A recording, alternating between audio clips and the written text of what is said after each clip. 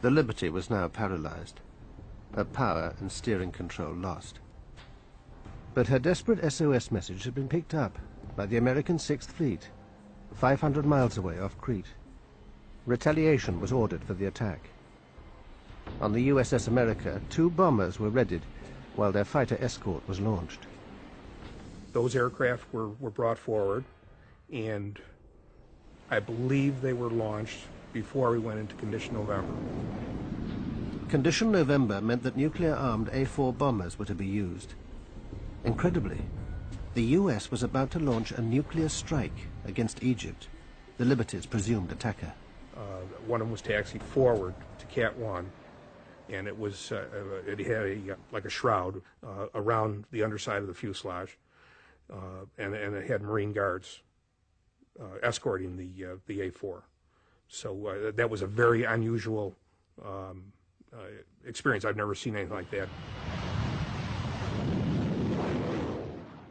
There was a flash message, as I recall, from one of the carriers that said they had launched ready aircraft. The launching of ready aircraft, you understand, that is typically nuclear-armed aircraft. Cairo was about to be incinerated. The US Embassy was told that an attack was coming. Richard Parker was the political consul. There was this message that the Navy was preparing to retaliate against Egypt for the attack on the Liberty.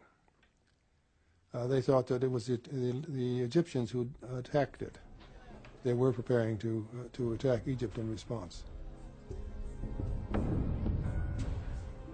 A few minutes later, Tony Hart passed a Pentagon message through to the Navy. Recall the aircraft. My first thought was, as well, we don't want to do mushroom clouds.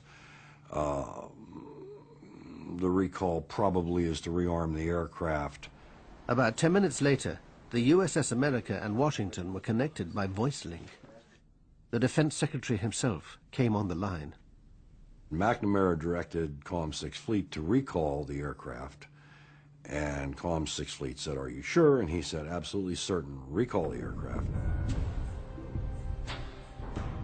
The attack on the Liberty had triggered an extraordinary response. Nuclear-armed planes had been on their way to Cairo. A nuclear strike had been minutes away and had only just been averted. But it seems McNamara was also unwilling to send aircraft directly to help the Liberty. The fleet commander asked for permission to send a rescue flight of conventionally armed aircraft. The